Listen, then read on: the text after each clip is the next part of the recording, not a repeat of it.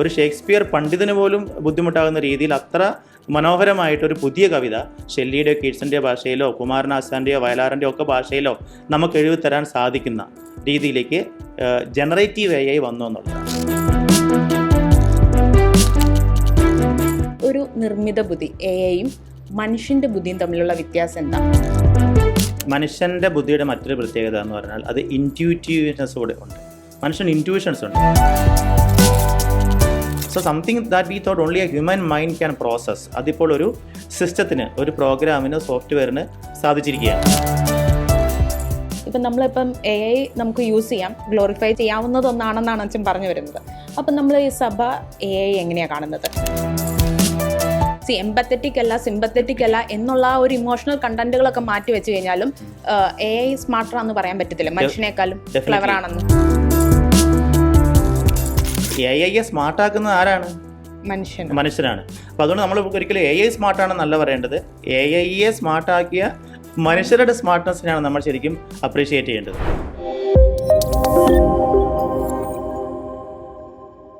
നമസ്കാരം. നിങ്ങൾ എപ്പോഴെങ്കിലും ചിന്തിച്ചിട്ടുണ്ടോ നിങ്ങൾ ഫോണിൽ സെർച്ച് ചെയ്യുന്നത് പിന്നീട് സോഷ്യൽ മീഡിയയിൽ ആഡായിട്ട് പ്രത്യക്ഷപ്പെടുന്നത്? യെസ്, അത് AI അൽഗോരിതാണ്. വളരെ കൗതുകവും എന്നാൽ ആശങ്ക ജനിപ്പിക്കുന്ന ഒരു വിഷയമാണ് AI. നമുക്കിന്ന് ചർച്ച ചെയ്യാം AIയുടെ സാധ്യതകളും വെല്ലുവിളികളും. ഇന്ന് നമ്മോടൊപ്പം ചർച്ചയിലായിരിക്കുന്നത് തലശ്ശേരി അതിരൂപതയിലെ വൈദികനും തേവര സേക്രഡ് ഹാർട്ട് കോളേജിലെ അസിസ്റ്റന്റ് പ്രൊഫസറും മലയാളത്തിൽ AIയുടെ സഹായത്തോടെ നസ്രയാൻ എന്ന പുസ്തകം എഴുതിയ ആദ്യ ഗ്രന്ഥകർത്താവും AI ടൂൾസിൻ്റെ ഇൻ്റർനാഷണൽ ട്രെയിനറും അതിലുപരി ധ്യാനഗുരുവുമായ റെവറൻഡ് ഫാദർ സാബു തോമസ് ആണ്. അച്ഛനെ ഏറെ സ്നേഹത്തോടെ ഈ പോഡ്കാസ്റ്റിലേക്ക് സ്വാഗതം ചെയ്യുകയാണ്. അച്ഛൻ ഏകദേശം ഒരു 300 വർക്ക്ഷോപ്സെങ്കിലും AI പ്രമാണിച്ച് AI ടൂൾസിനെ വെച്ച് ചെയ്തിട്ടുണ്ട്. അപ്പം അച്ഛൻ എന്തുകൊണ്ടാണ് ഈ ഒരു പ്ലാറ്റ്ഫോമിലോട്ട് വരാൻ കാരണം? അച്ഛൻ എപ്പോഴെങ്കിലും ഇങ്ങനെ ചിന്തിച്ചിട്ടുണ്ടോ, ഓക്കെ ഇനി ഒരു AIയുടെ അധിനിവേശമാണ് ലോകത്തിൽ, അപ്പോൾ AI സ്കിൽസ് മനുഷ്യർക്ക് അറിവില്ലെങ്കിൽ മുന്നോട്ട് പോകാൻ പാടാണ്. അപ്പോൾ അങ്ങനെ ഒരു ചിന്തയിലാണോ അച്ഛൻ ഈ ഒരു പ്ലാറ്റ്ഫോമിലേക്ക് വരാൻ കാരണം? ഞാൻ തേവര സേക്രഡ് ഹാർട്ട് കോളേജിൽ ഇംഗ്ലീഷ് വിഭാഗത്തിലാണ് അധ്യാപകനായിരിക്കുന്നത്. കഴിഞ്ഞ 12 വർഷമായി ഞാനവിടെ പഠിപ്പിക്കുന്നു. ബേസിക്കലി ഞാൻ അതിന് പുറമെ ഒരു ടീച്ചർ ട്രെയിനറാണ്. ടീച്ചർ മോട്ടിവേഷണൽ ട്രെയിനിങ്, അതുപോലെ യൂത്തിന് ട്രെയിനിങ്, കുട്ടികൾക്ക് സ്കൂളുകളിൽ ഇത്തരത്തിലുള്ള ലൈഫ് കോച്ചിങ്, ഇങ്ങനെയുള്ള കാര്യങ്ങളായിരുന്നു യഥാർത്ഥത്തിൽ എൻ്റെ ആവേശവും എനിക്കിഷ്ടപ്പെട്ട ഫീൽഡും. അപ്പോൾ അത്തരത്തിൽ 2023 മെയ് മാസം പാലായിലുള്ള ഏതാണ്ട് ഒരു 1000-ഓളം ടീച്ചേഴ്സിന് ഒരു പ്രോഗ്രാം ചെയ്തുകൊണ്ടിരിക്കുകയായിരുന്നു. അപ്പോൾ ആ പ്രോഗ്രാമിനിടയ്ക്ക് ഞാൻ അവരോട് ചോദിക്കുന്നുണ്ട്, നിങ്ങളിൽ എത്ര പേർക്ക് AI ടൂൾസ് അറിയാം? അപ്പോൾ അന്ന് നിലവിലുണ്ടായിരുന്ന ChatGPT ആയിരുന്നു, ഗൂഗിൾ ബാർഡ് അല്ലെങ്കിൽ ജെമിനി ഒന്നും വന്നിട്ടില്ല. അപ്പോൾ അത് ChatGPT 2022 നവംബറിലാണ് വന്നത്. അപ്പോൾ ഏതാണ്ട് ഞാൻ ചോദ്യം ചോദിക്കുമ്പോൾ ഏതാണ്ട് 4-5 മാസമായിട്ട് ChatGPT ഉണ്ട്. അപ്പോൾ അത് ഞാൻ എന്തുമാത്രം ഉപകാരപ്രദമാണ് ടീച്ചേഴ്സിന് എന്ന് ഞാനത് ആ നാളുകളിൽ ഇങ്ങനെ അനുഭവിച്ചുകൊണ്ടിരിക്കുന്ന സമയത്താണ് ഞാൻ ചോദ്യം ചോദിക്കുന്നത്. അപ്പോൾ എന്നെ അത്ഭുതപ്പെടുത്തിക്കൊണ്ട് ഏതാണ്ട് 1000 ടീച്ചർമാരുടെ അകത്ത് വിരലിലെണ്ണാവുന്ന ആളുകൾ മാത്രമാണ് ഞങ്ങൾക്കിതറിയാം എന്ന് പറഞ്ഞ് കൈപൊക്കിയത്. അപ്പോൾ അത് തിരിച്ച് വന്ന് എൻ്റെ റൂമിൽ വന്നിട്ട് ഞാൻ ആലോചിച്ചു, ഇത്രമാത്രം ഉപകാരപ്രദമായൊരു കാര്യം ടീച്ചേഴ്സിന് അവരിത് അറിയാതെ പോകുന്നല്ലോ. അപ്പോൾ അതുകൊണ്ട് ഇത് അവരിലേക്ക് എത്രയും വേഗം എത്തിക്കണം, അതവർക്ക് എന്തുമാത്രം ഉപകാരമാണ്. അപ്പോൾ അത്തരത്തിൽ എത്തിക്കാനുള്ളൊരു ശ്രമത്തിൻ്റെ ഭാഗമായിട്ടാണ് ഞാൻ ആദ്യം ഒരു ഓൺലൈൻ ആയിട്ട് കുറച്ച് ടീച്ചേഴ്സിന് ഞാൻ ഈ ഒരു മേഖലയിൽ ട്രെയിനിങ് കൊടുത്തത്. അങ്ങനെയാണ് സ്റ്റാർട്ട് ചെയ്തത്. പിന്നീട് അവരൊക്കെ അത് നല്ലതായിട്ട് തോന്നി. അപ്പോൾ അവർ പറഞ്ഞ് വേറെ ഗ്രൂപ്പുകൾ അറിഞ്ഞു. പിന്നെ ഓൺലൈനായത്, പിന്നെ ഓഫ്ലൈനായി, പിന്നെ മറ്റ് പല കോളേജുകളിൽ നിന്ന് വിളിച്ചു. അങ്ങനെ ഈ 2-2.5 വർഷം കൊണ്ട് എനിക്ക് ഓഫ്ലൈനായിട്ടും ഓൺലൈനായിട്ടും 300ഓളം വർക്ക്ഷോപ്പുകളിലായി ഏതാണ്ട് 85,000 ടീച്ചേഴ്സിനെ ഇന്ത്യക്കകത്തും ഇന്ത്യക്ക് പുറത്തും ഒക്കെ ആയിട്ട് ട്രെയിൻ ചെയ്യാൻ വേണ്ടി സാധിച്ചു. ശരിക്കും പറഞ്ഞാൽ ഈ ട്രെയിനിങ്ങുകളിലൂടെയാണ് ആദ്യം എനിക്ക് ChatGPT മാത്രമേ അറിയുമുണ്ടായിരുന്നുള്ളൂ. പക്ഷേ ഇങ്ങനെ ആളുകൾക്ക് ഇത് എത്തിക്കണമല്ലോ എന്നുള്ള ആഗ്രഹത്തോടെ അത് ട്രെയിനിങ് കൊടുത്ത് അതിനുവേണ്ടി ഞാൻ ഇരുന്ന് പ്രിപ്പയർ ചെയ്ത് കൂടുതൽ കാര്യങ്ങൾ പഠിച്ചെടുത്ത് അങ്ങനെ ഇപ്പോൾ നിലവിൽ ഏതൊരു AI ടൂളിനെ കുറിച്ചും എന്ത് ചോദ്യങ്ങൾ ചോദിച്ചാലും അതിന് മറുപടി പറയാനുള്ള ഒരു ടെക്നിക്കലായിട്ടുള്ള ഒരു എബിലിറ്റി ഏതാണ്ടൊക്കെ ഉണ്ടെന്ന് ഞാൻ കരുതുന്നു. അപ്പോൾ അതാണ് ഈ ഒരു ഫീൽഡിലേക്ക് വരാൻ വേണ്ടി ഇടയായത്. അച്ഛൻ പറഞ്ഞു അങ്ങനെ സെമിനാറിന് പോയപ്പോഴാണ് പാല വെച്ചാണ് ഈ ഒരു ഇത് സ്റ്റാർട്ട് ചെയ്തതെന്ന് പറഞ്ഞു. അപ്പോൾ അച്ഛൻ അതിനു മുമ്പ് അച്ഛന് അറിയായിരുന്നോ കാര്യമായിട്ട്? അതിനു മുമ്പ് നമ്മൾ തന്നെ, എനിക്ക് ബേസിക്കായിട്ട് ഞാനൊരു ടെക്കിയാണ്. അതിന് മുന്നേ ഞാൻ ഓൺലൈനായിട്ട് ടീച്ചർമാർക്ക് എങ്ങനെ ഓൺലൈൻ ക്ലാസ്സുകൾ രസകരമായിട്ട് എടുക്കാം എന്നതിനെക്കുറിച്ച് കോവിഡ് കാലത്തൊക്കെ ഞാൻ ടീച്ചർമാർക്ക് ട്രെയിനിങ്ങുകൾ ഓൺലൈൻ കൊടുക്കുമായിരുന്നു. അപ്പോൾ അതുകൊണ്ട് തന്നെ ഓൺലൈനായിട്ട് ഇങ്ങനെയുള്ള കാര്യങ്ങൾ പഠിപ്പിക്കുക എന്നുള്ളത് ബേസിക്കലി ആ ഒരു ടെക്നിക്കലായിട്ടുള്ള ഒരു സ്കില്ല് എനിക്കുണ്ടായിരുന്നു. അപ്പോൾ അതിന് ഞാൻ ഈ AI ടൂളുകളിൽ പഠിപ്പിക്കാൻ വേണ്ടി ഉള്ള ഒരു സ്കില്ലാക്കി ഡെവലപ്പ് ചെയ്ത് എടുത്തുന്നതാണ്. അച്ഛാ, ഇപ്പം ഓൺലൈൻ ഷോപ്പിംഗ്, Gmap, പിന്നെ നമ്മുടെ AI ക്യാമറ ആയിരിക്കും ഏറ്റവും കൂടുതൽ ആൾക്കാർക്ക് പരിചയം. നിർബന്ധിച്ച് സീറ്റ് ബെൽറ്റ് ഇടിപ്പിച്ചതും അതുപോലെ ഹെൽമെറ്റ് ഇടിപ്പിച്ച AI ക്യാമറ എന്ന് കേൾക്കുമ്പം തന്നെ ആൾക്കാർക്ക് ഭയങ്കര പരിചിത. അപ്പോൾ അതുപോലെ തന്നെ ഈ ഒരു ഇതിലെല്ലാം നമുക്ക് AIനെ കൂടുതൽ കാണാൻ സാധിക്കുന്നുണ്ട്. മലയാളത്തിൽ പറയുകയാണെങ്കിൽ നിർമ്മിത ബുദ്ധി എന്നായിരിക്കുമല്ലോ. അപ്പോൾ ഈ ഒരു നിർമ്മിത ബുദ്ധി AIയും മനുഷ്യൻ്റെ ബുദ്ധിയും തമ്മിലുള്ള വ്യത്യാസം എന്താ? അതേപോലെ തന്നെ ഈ AI എന്നുള്ള ഈ ഒരു ആർട്ടിഫിഷ്യൽ ഇൻ്റലിജൻസ് ഇപ്പോൾ ഉണ്ടായതാണോ അതോ നേരത്തെ തൊട്ടേ ഉണ്ടായിരുന്നോ? ദീപ പറഞ്ഞതുപോലെ നമ്മൾ AI കുറിച്ച് നമ്മൾ മലയാളികൾ ശരിക്കും പറഞ്ഞാൽ കേട്ടു തുടങ്ങിയത് ഒരുപക്ഷെ 2003 കാലഘട്ടത്തിൽ AI ക്യാമറകൾ നമ്മുടെ നിരത്തുകളിൽ വന്നു തുടങ്ങിയപ്പോഴാണ്. അപ്പോൾ അതുവരെ നമുക്ക് AI എന്നുള്ള അതിന് മുന്നേ തന്നെ AI ഉണ്ട്, പക്ഷേ എങ്കിലും നമ്മൾക്ക് പരിചിതമായത് ആ ഒരു സമയത്താണ്. അതായത് ഒരു റോഡിൽ നിന്നുകൊണ്ട് പോലീസുകാർ വണ്ടി ചെക്ക് ചെയ്യുകയാണെങ്കിൽ അവരിപ്പോൾ സ്പീഡ് ഡിറ്റക്ടർ വെച്ചുകൊണ്ട് നിൽക്കുകയാണെങ്കിൽ, അല്ലെങ്കിൽ സീറ്റ് ബെൽറ്റ് ഇട്ടിട്ടുണ്ടോ, മൊബൈൽ ഉപയോഗിക്കുന്നുണ്ടോ എന്ന് ഒരു വ്യക്തി പോലീസിൽ നിന്ന് നോക്കുമ്പോൾ അവർക്ക് ഒരു ഹൈവേ കൂടെ ചീറിപ്പാഞ്ഞു പോകുന്ന വാഹനങ്ങളിൽ വളരെ ഒരു ചെറിയ ശതമാനം വാഹനങ്ങൾ മാത്രമേ കണ്ടുപിടിക്കാനും അപ്പോഴാണ് സാധിക്കുന്നുള്ളൂ. അപ്പോൾ അതേ സമയത്ത് നമ്മളവിടെ AI റീപ്ലേസ് ചെയ്ത് കഴിഞ്ഞപ്പോഴത്തേക്കും എത്ര വാഹനങ്ങൾ കടന്നു പോയാലും ആ ട്രെയിനിങ് അനുസരിച്ച്, AIക്ക് കൊടുത്ത ട്രെയിനിങ് അനുസരിച്ച് അതിനെ കണ്ടുപിടിക്കാനും പ്രോസസ്സ് ചെയ്യാനും, ആ ബിഗ് ഡാറ്റ പ്രോസസ്സ് ചെയ്ത് അതിൽ ആരാണ് സീറ്റ് ബെൽറ്റ് ഇടാത്തത്, മൊബൈൽ ഉപയോഗിക്കുന്നത്, അല്ലെങ്കിൽ സ്പീഡ് കൂടിയതെന്ന് ഡിറ്റക്റ്റ് ചെയ്യാനും സാധിക്കുന്ന രീതിയിലേക്ക് വന്നു.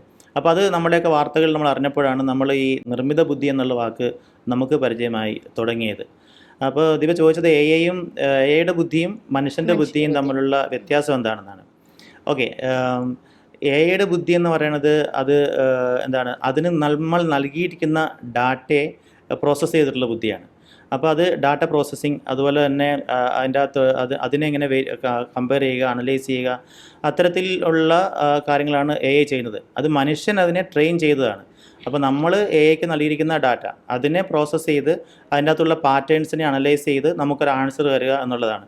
അപ്പോൾ ഞാൻ ലളിതമായിട്ട് പറയുകയാണെങ്കിൽ എന്താണ് AI എന്ന് ചോദിച്ചിട്ടുണ്ടെങ്കിൽ, അതായത് ഒരു കാലത്ത് മനുഷ്യൻ്റെ ബുദ്ധി കൊണ്ട് മാത്രം ചെയ്യാൻ സാധിക്കത്തുള്ളൂ എന്ന് നമ്മൾ കരുതിയിരുന്ന കാര്യങ്ങൾ അതിന്ന് നമുക്കൊരു ഒരു കമ്പ്യൂട്ടറിനോ ഒരു സോഫ്റ്റ്വെയറിനോ ഒരു ആപ്ലിക്കേഷനോ ഒരു പ്രോഗ്രാമിനോ ചെയ്യാൻ സാധിക്കുന്ന രീതിയിൽ നമ്മളതിനെ വികസിച്ചിരിക്കുന്നു എന്നുള്ളതാണ് AI എന്ന് പറയുക. ഉദാഹരണത്തിന് പറഞ്ഞാൽ മനുഷ്യനെ മൃഗങ്ങളിൽ നിന്ന് വേർതിരിക്കുന്ന ഒത്തിരി കാര്യങ്ങളിൽ, ഇപ്പോൾ മനുഷ്യൻ നമ്മൾ എവല്യൂഷൻ തിയറി പഠിക്കുമ്പോൾ പറയും മനുഷ്യന് തൊട്ട് താഴെ കുരങ്ങനാണ്, കുരങ്ങന്മാരിൽ തന്നെ ചിമ്പാൻസി എന്ന് പറയും.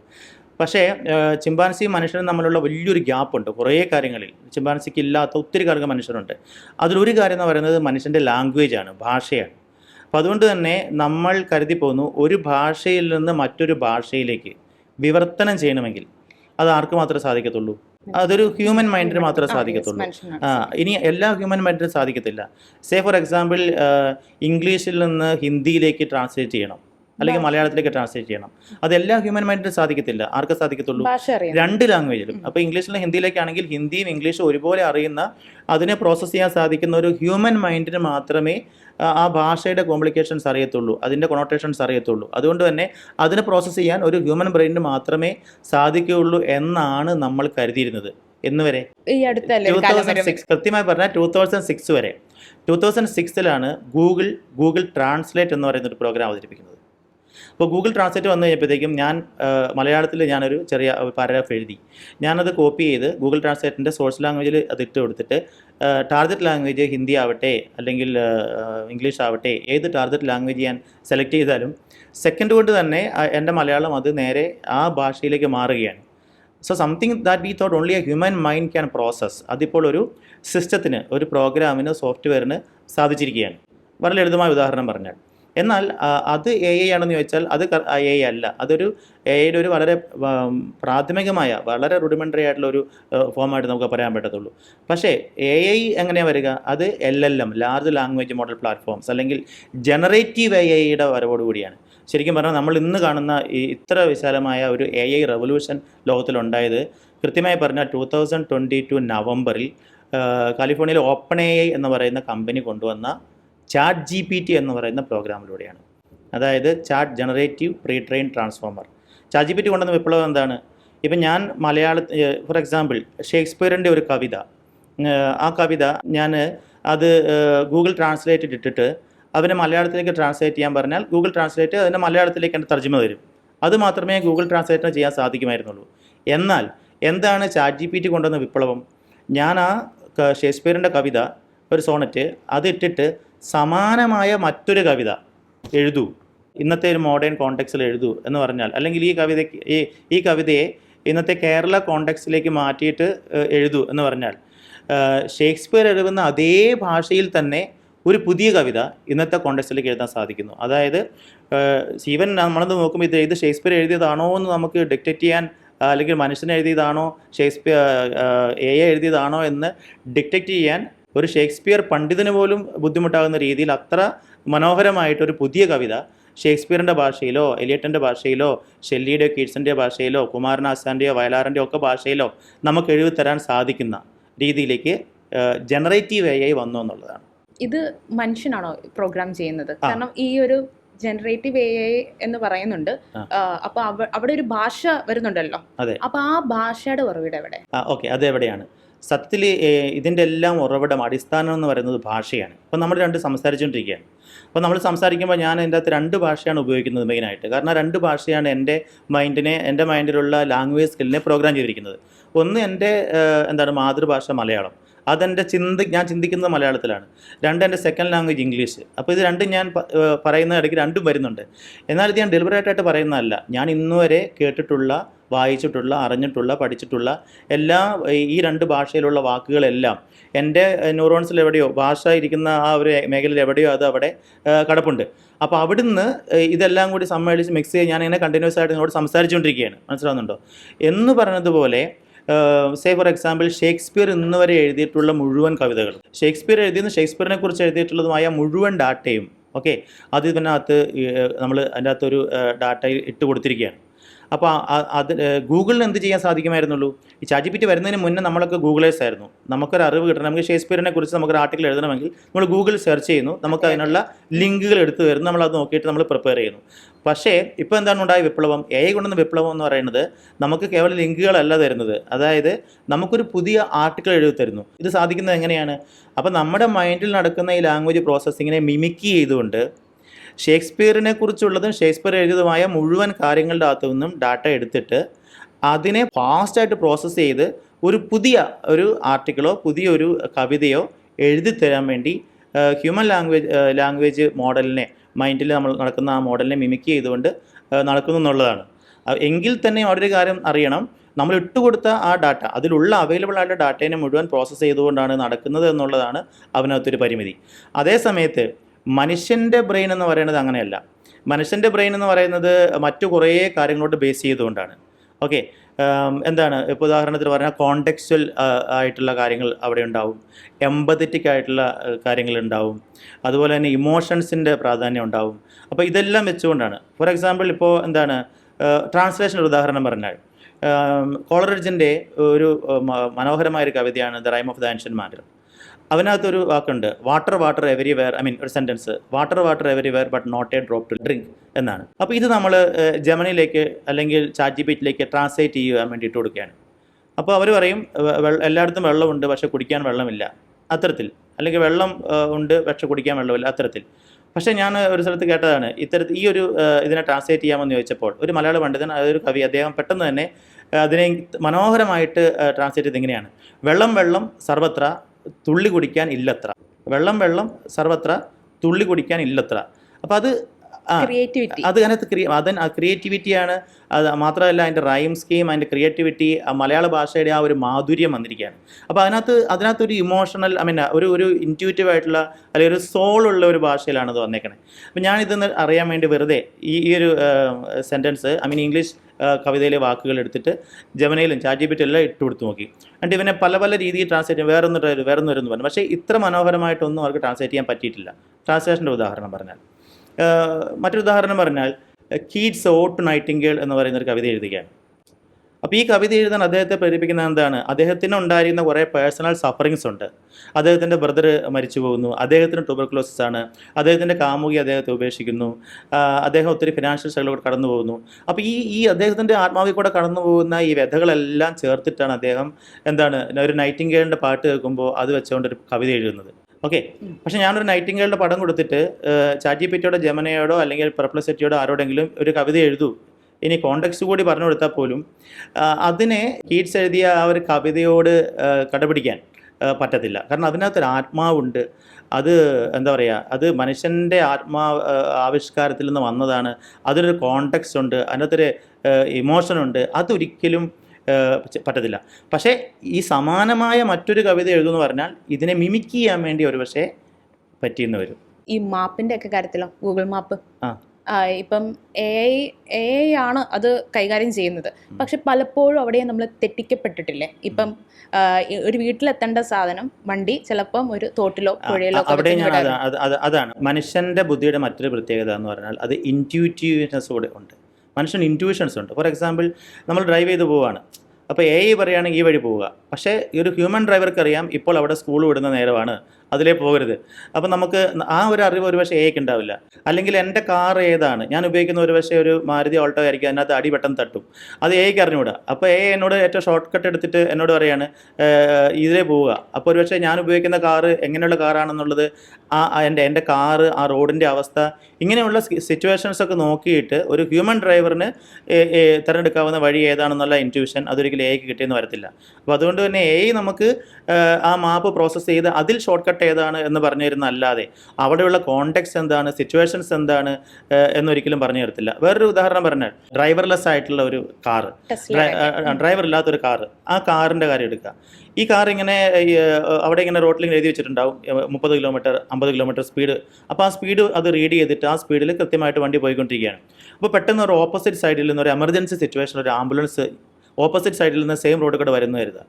അപ്പോൾ ആ ഒരു സിറ്റുവേഷനിൽ വരുന്നത് ഒരു ആംബുലൻസ് ആണ്. അതിന് നമ്മൾ ട്രാഫിക് നിയമം ലംഘിച്ചുകൊണ്ട് പോലും നമ്മൾ റോഡിൽ നിന്ന് ഈ ട്രാക്കിൽ നിന്ന് ഇങ്ങോട്ട് മാറി ഒതുക്കി കൊടുക്കണം എന്നൊക്കെയുള്ള അറിവ് ഒരു പക്ഷേ പെട്ടെന്ന് ആ ഒരു എത്തിക്കലായിട്ടുള്ള ആ ഒരു സിറ്റുവേഷനെ ഹാൻഡിൽ ചെയ്ത് അവിടുന്ന് മാറാനും ഒതുങ്ങാനും ഉള്ള ആ ഒരു ഇൻറ്റ്യൂറ്റീവ് ആയിട്ടുള്ള ആ ഒരു കഴിവ് ഒരു പക്ഷേ ആർക്കുണ്ടാവില്ല, എക്ക് ഉണ്ടാവില്ല. അല്ല, അങ്ങനെ നമുക്ക് പ്രോഗ്രാം ചെയ്യാൻ പറ്റും. അങ്ങനെ വേണമെങ്കിൽ പ്രോഗ്രാം ചെയ്യാം. അപ്പോൾ ആംബുലൻസ് ആണ് എന്ന് കണ്ടറിഞ്ഞ് അതിനെ ഒതുക്കണം, അത്രത്തേക്ക് നമ്മൾ ആയിട്ടില്ല. എങ്കിലും ഞാൻ പറഞ്ഞത് അല്ല, ഇന്ത്യയിൽ വരാൻ ഒത്തിരി കാലങ്ങൾ എടുക്കും. പക്ഷേ ടെസ്ലയൊക്കെ അമേരിക്കയിലൊക്കെ അത് ഉള്ള സാധ്യതകൾ എത്തിക്കലായിട്ടുള്ള വളരെ ക്ലാസിക്കൽ ഉദാഹരണം പറഞ്ഞാൽ, പെട്ടെന്ന് ഞാൻ ഒരു കാർ ഡ്രൈവ് ചെയ്ത് പോകുമ്പോൾ മുന്നിലൊരു 5 വയസ്സുകാരൊരു കുട്ടി പെട്ടെന്ന് നിൽക്കുന്നു, പെട്ടെന്ന് ഇപ്പുറത്തെ വശത്ത് ഒരു വൃദ്ധൻ നിൽക്കുന്നു.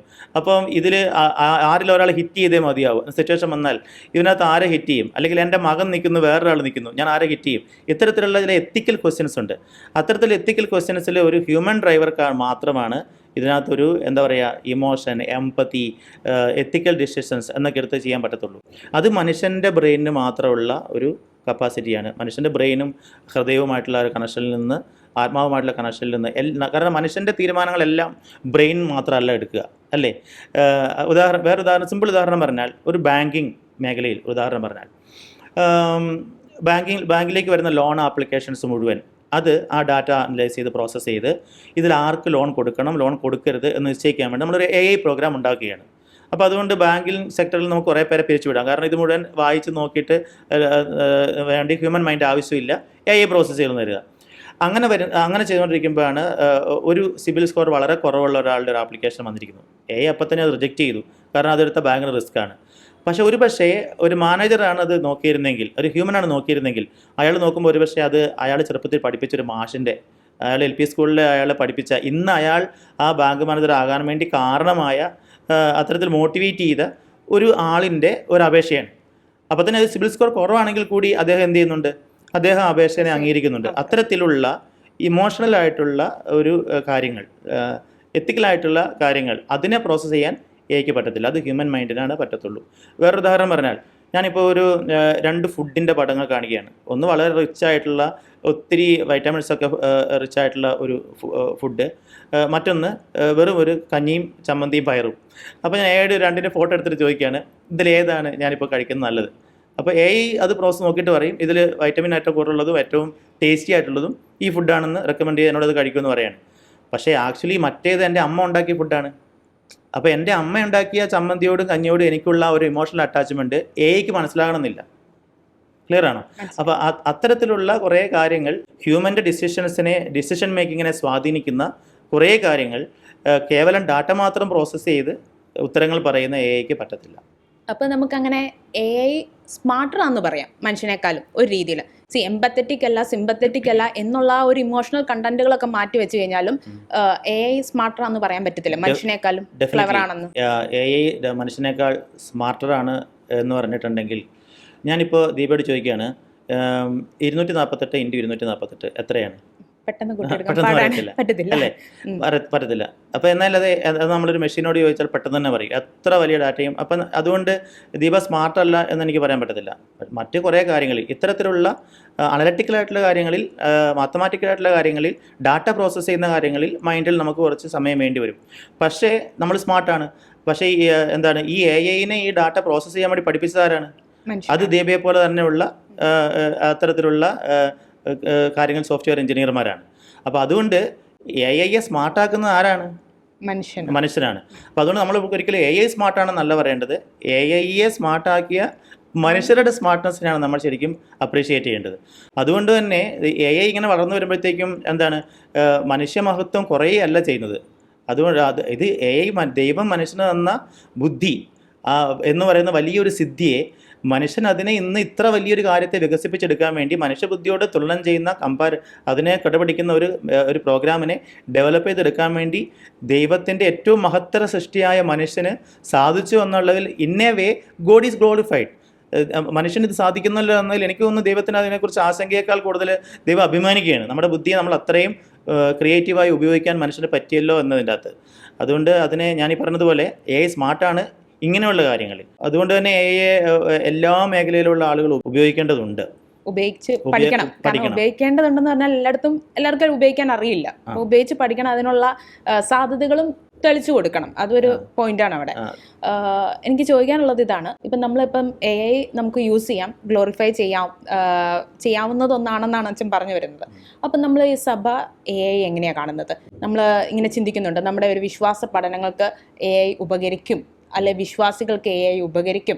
അപ്പോൾ അതിനെപ്പറ്റിയൊക്കെ ഈ ഒരു സഭ എ ഐ കൂടുതൽ യൂസ് ചെയ്യാനായിട്ട് ചിന്തിക്കുന്നുണ്ട്. എന്താണ് അതിനെപ്പറ്റിയുള്ള ഒരു അഭിപ്രായം? തീർച്ചയായിട്ടും നമ്മൾ ചരിത്രം നോക്കുകയാണെങ്കിൽ, ഞാൻ അതിനെക്കുറിച്ച് ചരിത്രം പരിശോധിക്കുമ്പോൾ നമ്മൾ ഫ്രാൻസിസ് മാർപ്പാപ്പനെ ശരിക്കും ആ കാര്യത്തിൽ അപ്രീഷിയേറ്റ് ചെയ്യണം.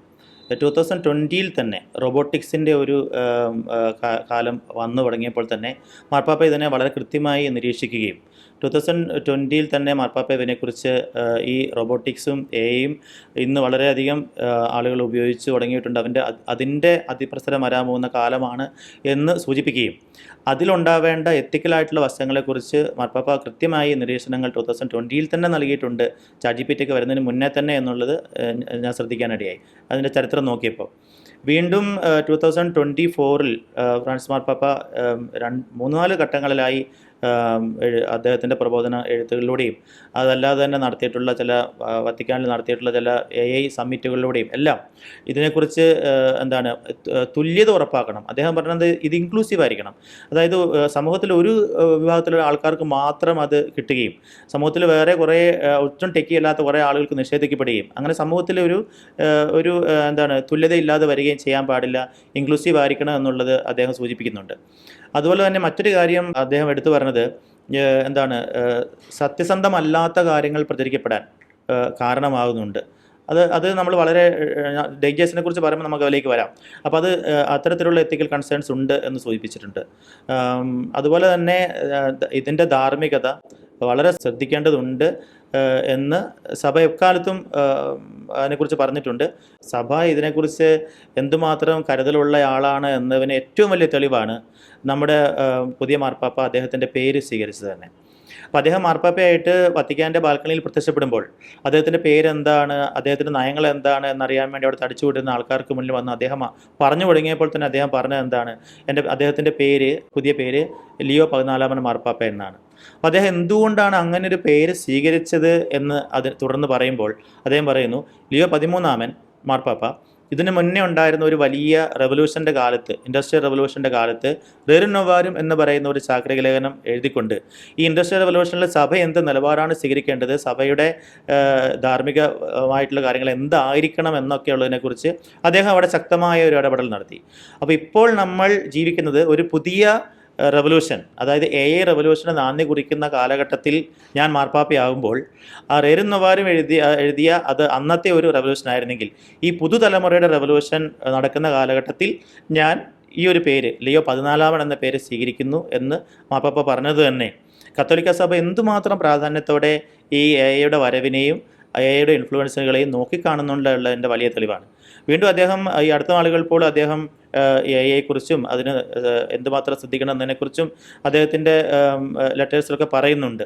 അതുകൊണ്ട് സഭ അതിനെ വളരെ ശ്രദ്ധിക്കുകയും നിരീക്ഷിക്കുകയും ഒരു വശത്ത് അതിൻ്റെ നന്മകളെ എഡ്യൂക്കേഷണലായിട്ടും മെഡിക്കൽ രംഗത്തുള്ള നന്മകളെ കാണുമ്പോൾ തന്നെ അവിടെ ശ്രദ്ധിക്കേണ്ട കാര്യങ്ങളെക്കുറിച്ച് സഭ മുന്നറിയിപ്പുകൾ നൽകുന്നുമുണ്ട്.